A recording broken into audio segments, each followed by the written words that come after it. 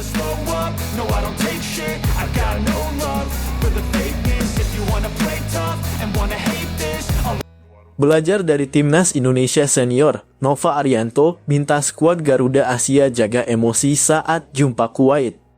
Lagi pulang kampung, PSSI evaluasi Shin Tae-yong usai balik dari Korea Selatan. Demi kebut naturalisasi Kevin Dix, Menpora langsung koordinasi dengan Kemenkumham. Pastikan kondisi rumput SUGBK bagus, Timnas Indonesia siap jamu Jepang. Indra Syafri pastikan Timnas U20 Indonesia gelar TC di Jepang, ini jadwalnya. Tampil cemerlang di FC Dallas, Martin Paes masuk nominasi penyelamatan terbaik di MLS musim ini.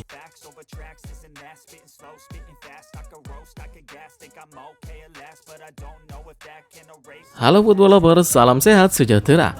Jangan lupa untuk subscribe channel kami ya, dan juga nyalakan notifikasinya agar dapat berita terbaru seputar Timnas Indonesia. Terima kasih.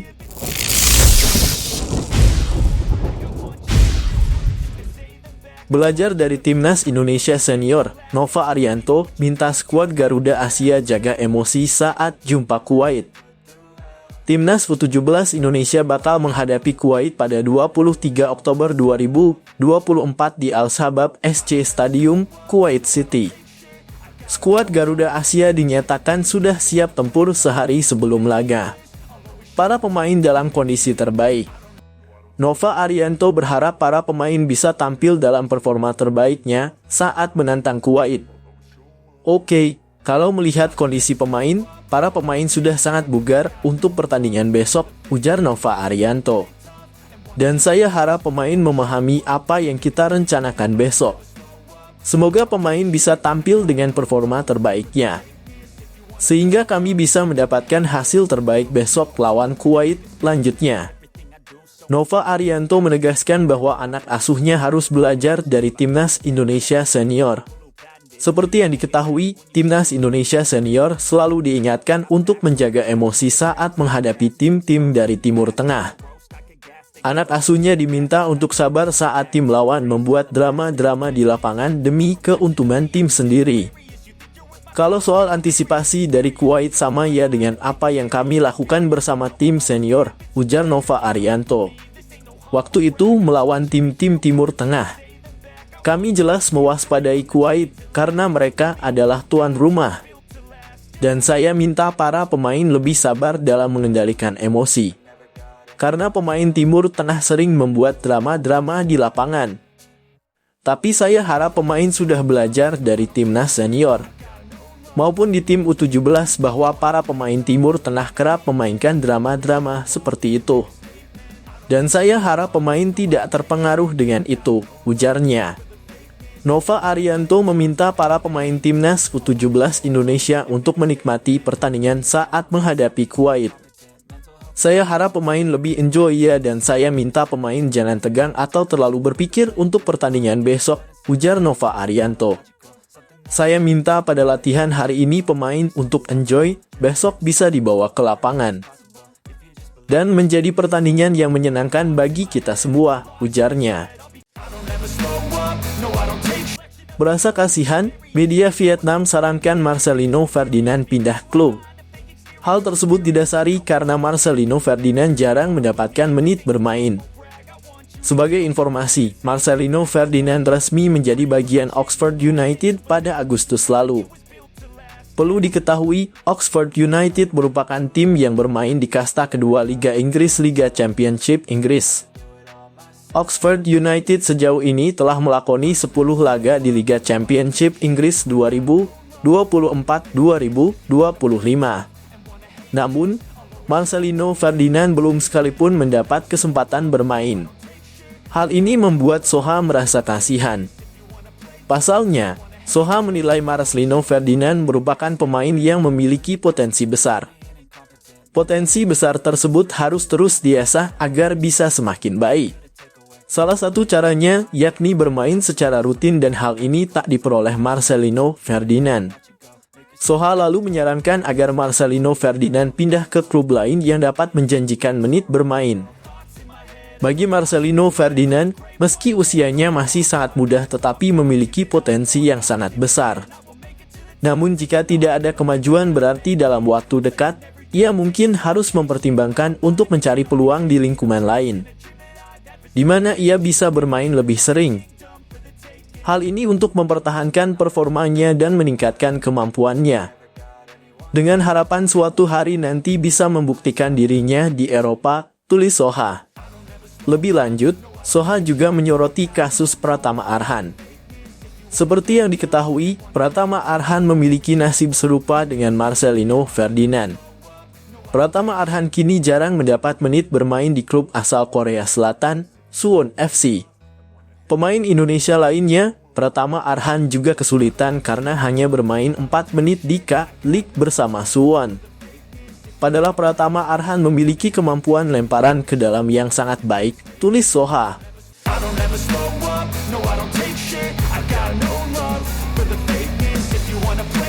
Lagi pulang kampung, PSSI evaluasi Shin Tae-yong usai balik dari Korea Selatan.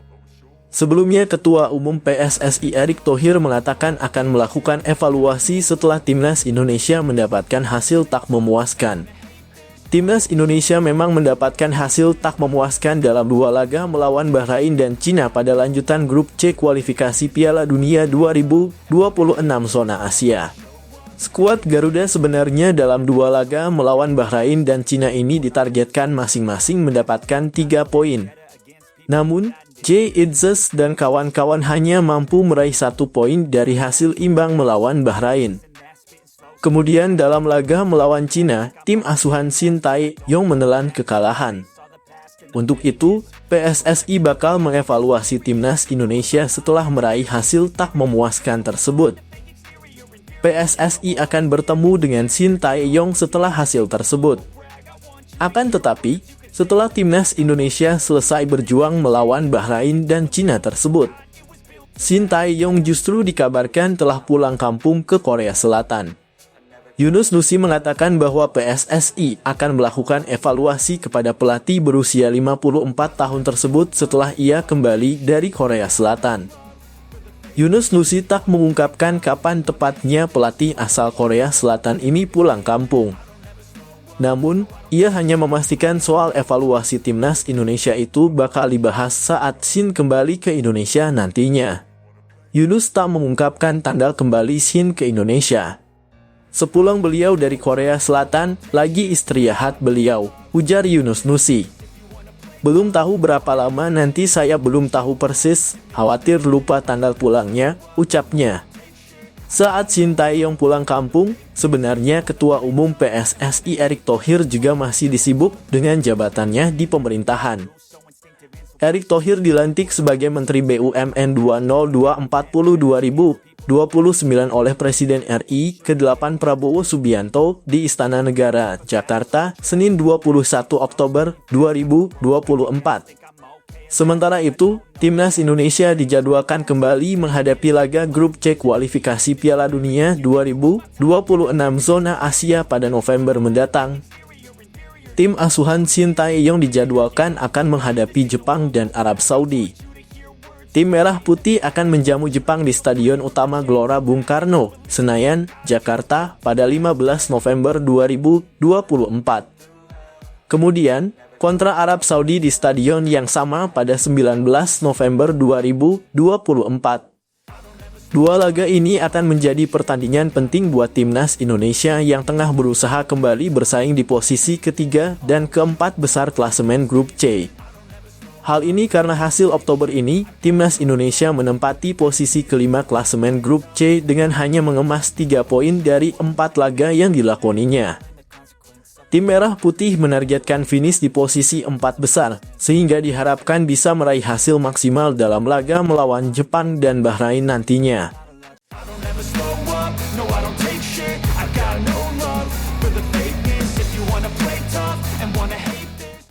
Demi kebut naturalisasi Kevin Dix, Menpora langsung koordinasi dengan Kemenkumham.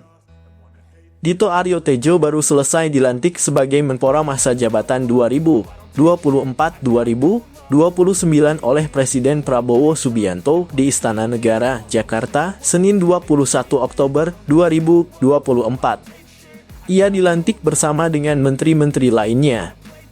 Setelah dilantik menjadi Menpora, Dito Aryo Tejo pun langsung menuju kantor Kemenpora di Senayan, Jakarta siang waktu Indonesia Barat. Dito Aryo Tejo setelah kembali dilantik menjadi Menpora pun memaparkan program kerja. Tentu saja salah satu program kerja Menpora yakni melanjutkan yang sudah dilakukan sebelumnya, termasuk soal naturalisasi pemain untuk Timnas Indonesia. Dito sebelumnya mengaku sudah menerima berkas naturalisasi Kevin Dix. Pemain FC Copenhagen tersebut memang diajukan naturalisasi dengan harapan bisa menambah kekuatan Timnas Indonesia yang tengah berjuang di kualifikasi Piala Dunia 2026 zona Asia ini.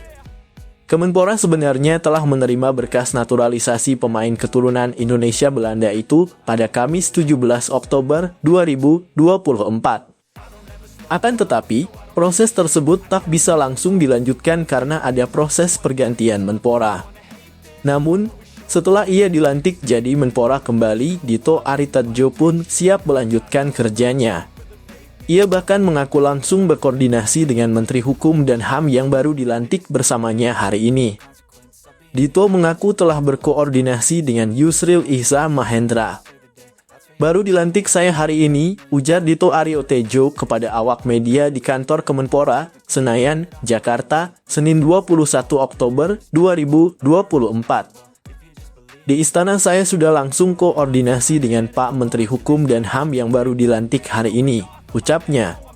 Setelah berkoordinasi itu, Dito mengaku akan langsung mengirimkan semua kebutuhan soal naturalisasi Kevin Dix. Hal ini karena Menpora bakal mendukung penuh PSSI yang mengharapkan Kevin Dix bisa segera membela Timnas Indonesia. Dan ini kita akan langsung mengirimkan segala kebutuhan dan akan koordinasi selanjutnya, tuturnya.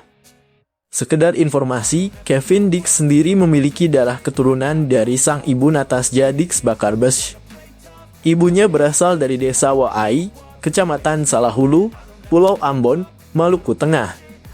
Natasja pindah ke Belanda setelah menikah dan melahirkan Kevin Dix dan saudaranya. Saat ini pemain berusia 28 tahun tersebut tengah bermain untuk klub Liga Belgia FC Copenhagen.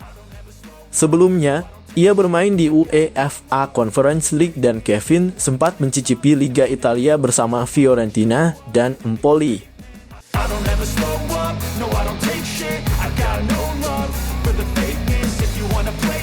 Pastikan kondisi rumput SUGBK bagus, Timnas Indonesia siap jamu Jepang. Stadion GBK dipastikan bagus dan Timnas Indonesia siap menjamu Jepang.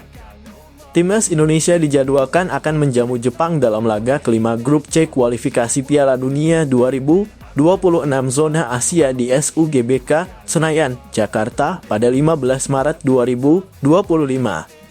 Kemudian laga ke-6 grup C, tim Merah Putih akan menjamu Arab Saudi di stadion yang sama pada 19 November 2025.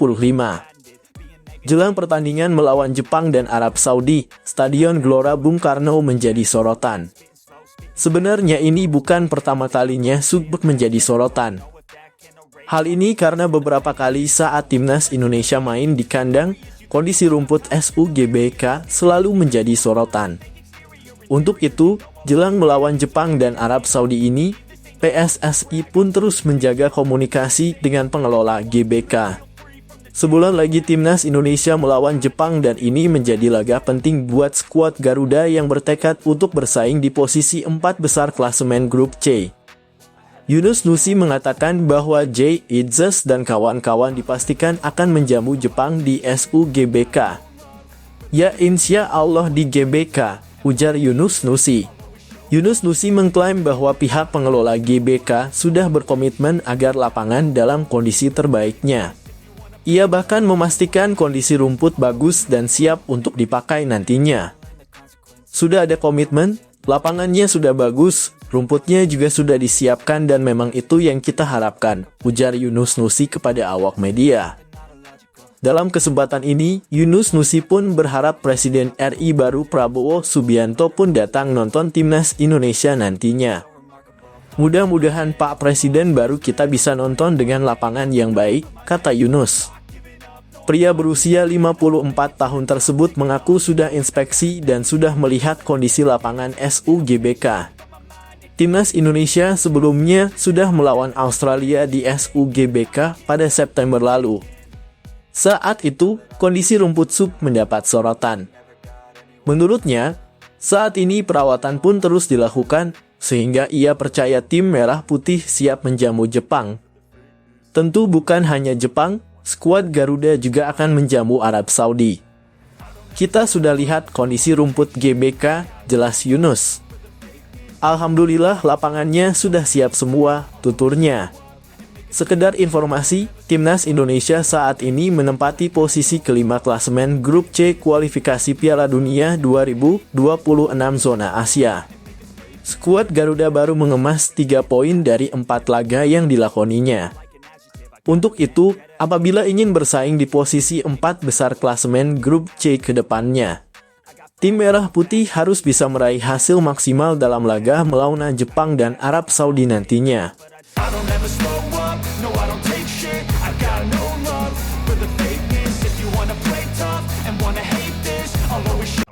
Indra Syafri pastikan Timnas U20 Indonesia gelar TC di Jepang, ini jadwalnya. Hal ini disampaikan oleh Indra Syafri di kantor Kemenpora, Senayan, Jakarta, Senin 21 Oktober 2024. Timnas U20 Indonesia telah memastikan lolos ke Piala Asia U20 2025. Setelah lolos ke Piala Asia U20 2025 ini, tentu saja Indra Syafri tak bisa bersantai. Pasalnya, Donitri Pamungkas dan kawan-kawan dalam ajang ini diharapkan bisa berbicara banyak. Apalagi Piala Asia U20 2025 ini sekaligus menjadi ajang kualifikasi Piala Dunia U20 2025. Untuk itu, ajang yang bakal berlangsung di Cina pada 6-23 Februari 2024 ini menjadi laga penting buat Timnas U20 Indonesia. Indra Syafri pun mengatakan bahwa tim merah putih akan menjalani persiapan dengan maksimal untuk menatap ajang 2 tahunan ini. Oleh karena itu, skuad Garuda Nusantara akan menjalani persiapan panjang. Timnas U20 Indonesia dijadwalkan bakal menjalani TC di Bali terlebih dahulu. Setelah itu, tim merah putih akan melanjutkan TC ke Jepang. Pemain kembali ke klub. Nanti tanggal 27 Oktober kita TC di Bali sampai tanggal 3, ujar Indra Syafri kepada awak media. Tanggal 4 November kita ke Jepang sampai tanggal 23 November, ucapnya. Untuk menjalani TC ini, Indra Syafri mengatakan bakal memanggil 30 pemain sebagai persiapan menuju Piala Asia U20 2025 mendatang. Selama TC di Jepang nantinya, tentu Kadek Arol dan kawan-kawan bakal menjalani beberapa laga uji coba. Indra Syafri mengatakan bahwa PSSI tengah menyiapkan 5 uji coba buat Timnas U20 Indonesia. Ini dilakukan sebagai salah satu persiapan tim nantinya. Setelah dari Jepang, nantinya tim merah putih juga direncanakan kembali menjalani persiapan di Bali.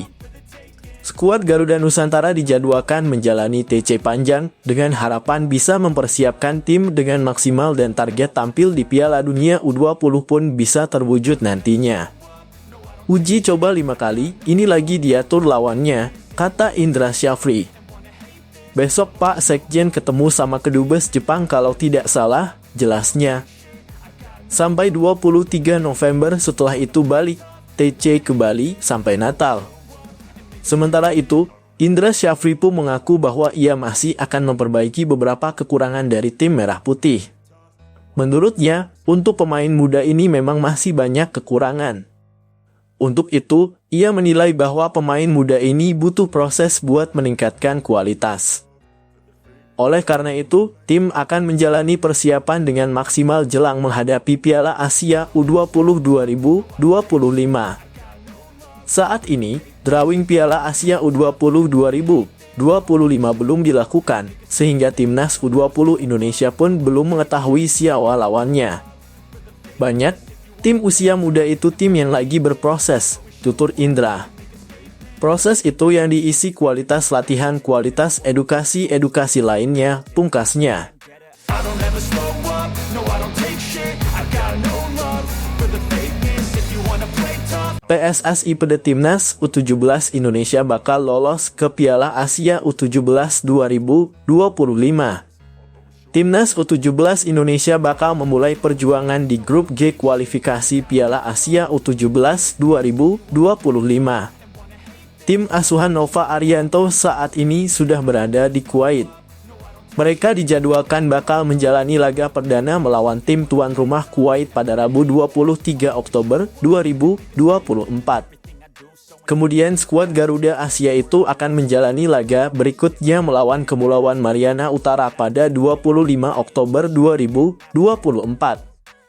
Setelah itu, laga pamungkas grup G kualifikasi Piala Asia U17 2024 melawan Australia pada 27 Oktober mendatang.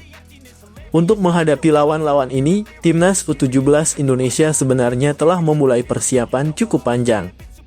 Bahkan Matthew Baker dan kawan-kawan telah menjalani laga uji coba. Tim asuhan Nova Arianto itu meraih kemenangan sekali 2-1 dan sekali imbang 1-1 saat menghadapi Qatar.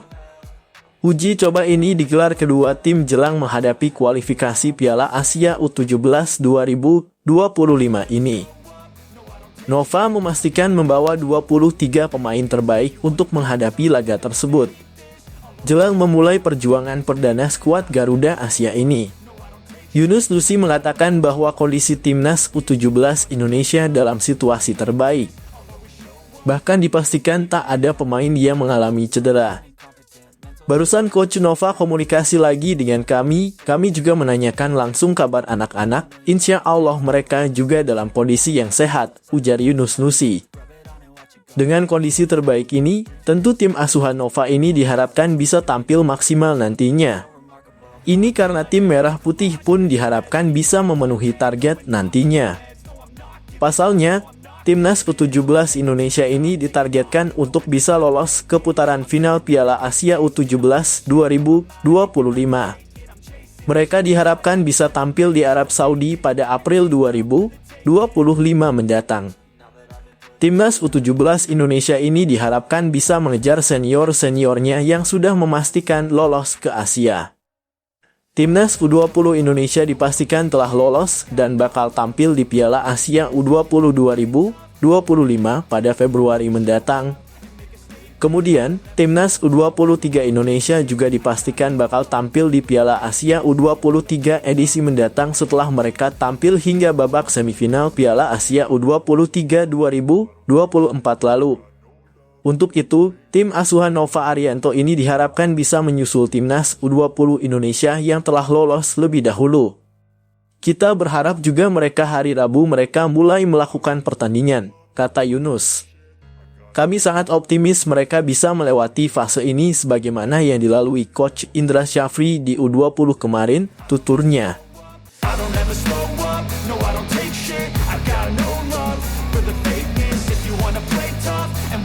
Tampil cemerlang di FC Dallas, Maarten Paes masuk nominasi penyelamatan terbaik di MLS musim ini. Kepastian itu didapat usai nama kiper kelahiran Nijmegen tersebut masuk dalam daftar nominasi penyelamatan terbaik MLS 2024. Pengumuman tersebut ditampilkan di akun Instagram milik MLS. Penyelamatan ganda, penyelaman, refleks akrobatik, dan masih banyak lagi, tulis akun resmi MLS. Siapa yang mendapat penyelamatan terbaik tahun ini? Lanjutnya. Penyelamatan Paes yang masuk dalam daftar nominasi terjadi pada 30 Mei 2024. Saat itu, kiper Timnas Indonesia tersebut tampil menghadapi LA Galaxy di Stadion Dignity, Carson. Maarten Paes sukses menyelamatkan tembakan penalti pemain LA Galaxy, Gabriel Pech. Tak hanya satu, Paes melakukan penyelamatan double dalam momen tersebut. Bola muntah hasil penalti sempat jatuh ke kaki Pech, tetapi tembakan Pech berhasil ditepis kiper Timnas Indonesia tersebut. Penentuan pemenang penghargaan Save of the Year MLS 2024 ditentukan berdasarkan voting terbanyak dari para penggemar. Voting telah dibuka di website MLS mulai Senin 21 Oktober 2024 hingga 28 Oktober 2024. Meski begitu, Maarten Paes harus melalui persaingan berat untuk mencapai penghargaan tersebut. Maarten Paes harus bersaing melawan sejumlah kiper top dunia di MLS 2024. Paes harus bersaing dengan Brad Stuver, Roman Burki, hingga Hugo Lloris. Meski demikian, dukungan publik tanah air bisa memperkuat kesempatan Maarten Paes untuk memenangkan penghargaan tersebut. Warganet tanah air juga sudah banyak yang mendukung Maarten Paes melalui komentar di akun Instagram MLS. Seperti yang diketahui, musim reguler MLS 2024 sudah selesai. Maarten Paes absen dalam beberapa laga terakhir FC Dallas di MLS 2024. Hal ini karena kiper timnas Indonesia tersebut sempat mengalami cedera tangan. Meski begitu, dirinya masih sempat membela skuad timnas Indonesia pada Oktober 2024 lalu. Kini, MLS bakal libur hingga sekitar Januari 2025. Itu artinya, Maarten Paes masih bisa berkesempatan untuk membela timnas Indonesia di ASEAN Cup 2024. ASEAN Cup 2024 bakal digelar pada Desember 2024 Januari 2025.